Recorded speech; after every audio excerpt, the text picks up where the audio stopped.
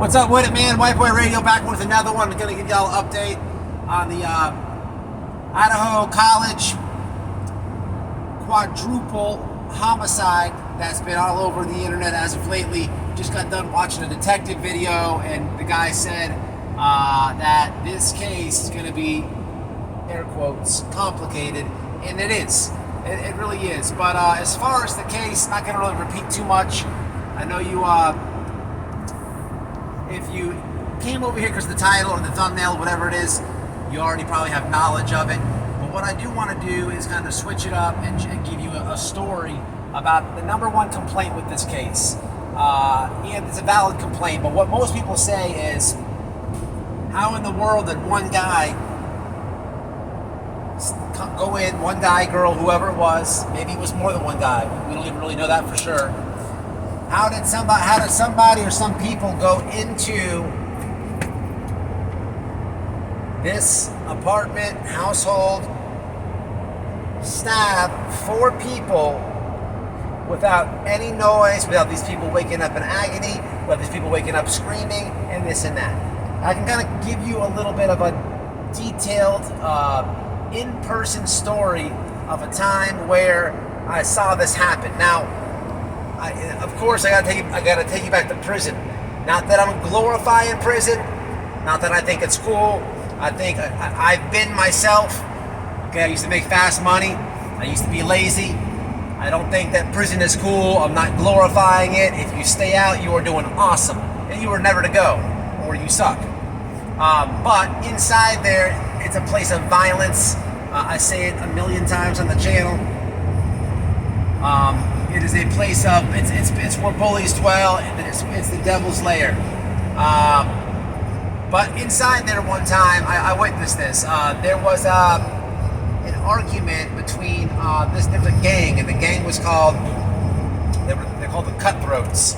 And the Cutthroats it's a Florida gang. Some rapper actually started it, and they're based out of Jacksonville. But they are a branch of the Gangster Disciples, okay? That's where they branched off of, okay? And that Gangster Disciples is more Chicago-based, and it's a big gang. This is a subculture kind of the same gang, all right? And in the back of the dorm, there was an old man, okay? An old man. I've told half of the story on the channel before. I told the ending half, but not the beginning. This guy's full story, and it'll give you some more in-depth thinking of the college students here, okay? And a real good answer to why you haven't heard any noise. So this guy is back there, and he's arguing with this gang. What he was arguing about was the fork. Each gang has its little different symbols and bylaws and whatever rules, structure, whatever you want to call that. But the old man used to be in a gang. I believe his argument was he used to be a folk nation, which is also another gang. And he's arguing with like the head of this gang called Cutthroats, and he's arguing about the fork. Okay, listen, I really don't know. I'm not a part of either gang, but I do know the fork is used in, I believe, all 3 of those gangs that I said, I believe. But the old man was arguing about how the fork was, was only supposed to be for folk nation, okay? And the Cutthroats were using it as their little thing. Whatever, I don't know all the details, but it was a form of disrespect for him, the old man, not being a gang member, not being gang related, to check and to tell gang members, and in this case a head gang member, about their marks, their whatever you want to call that, okay, their code, whatever you want to call that. So they got into an argument, they got heated, and at this point in time, I've seen it a million times inside of prison. Like, it's a non-gang member, and he's arguing and actually winning the argument with a gang member, and not only a gang member, a head gang member. So you knew something was going to pop off. Just I didn't know when, but you knew it was coming. So they kill the lights, and it's lights out. So 10 o'clock, 10:30, I forget what it was. They kill the lights inside of prison. I don't know. About an hour later, the dude that was arguing with Pops literally army crawled between the bunks. Okay, on his freaking elbows, army crawls all the way back to the dorm, and Pops is sleeping, and he pulled out an ice pick, and he started juking up Pops, juking him up.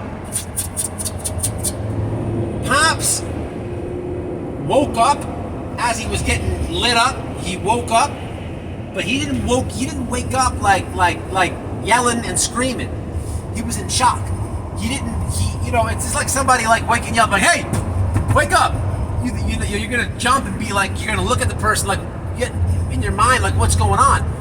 Pops woke up, but he didn't make the noise. He was in shock, and he instantly went to defend himself, but not scream for help. What happened in this situation was the other people around the bunk that he was sleeping in got off the bunk and got from around there. They literally jumped off their bunks and ran away from the scene because they didn't want to get hit. They didn't know what was going on, so they got from around there. And with the commotion, the cops put the lights on. They come in, they spray both people, they tackle them, they chain them up, they get them out of there, go to confinement. Real fast, meat and potatoes of that story is the guy that stabs him goes to CM. Pops comes back into the dorm, but they had a hit on him. And one day for pancakes, I remember this very good. I went and I was behind Pops in line, went for pancakes, came back, and they stabbed him again. And I had to step over the same guy to go in to get inside the dorm. And I was scared because the gang members came to me and they're like, Matt, you straight? You straight? I'm like, yeah, I ain't see nothing. I don't even know what you're talking about. But they got Pops at the end of the day. But man, look, in this case, with the college students, a lot of people on the internet, why is there no noise? No noise. If there's 4 people getting stabbed, why no noise? I can't answer it. But what I can tell you is, in person, I've seen someone get stabbed in their sleep. And no noise. They didn't yell. They didn't grunt. They didn't do anything. But now there's a difference between one person and 4 people. With the case, I still have yet to hear, like, was 2 people sleeping together? Maybe is it 2 beds? Because if it's like that, I could see that same guy in the dorm with that ice pick. If there's 2 people in one bed, I could see him doing that same thing to those 2 people in that bed without noise. And I don't know if it's an apartment or a house, but I do know there were separate bedrooms. So it's not like there's 4 people like lounging in one room. It's not like it's like that. They were separated, but the details have yet to come, as far as I know, as if they are,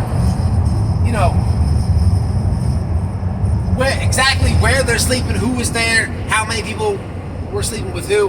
We have yet to do that, but I can absolutely see it being if there was 2 people sleeping together in 2 rooms. I could see one person doing exactly what that gang member did without any noise.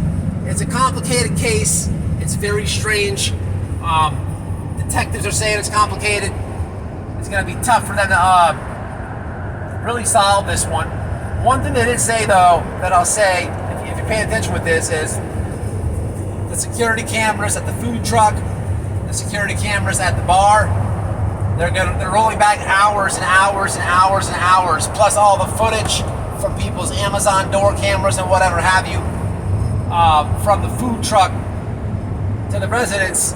They're rolling back all those hours to get a better shot, because all they have now is that guy in the gray sweater. We'll have to wait and see, be patient, just like everything else. But I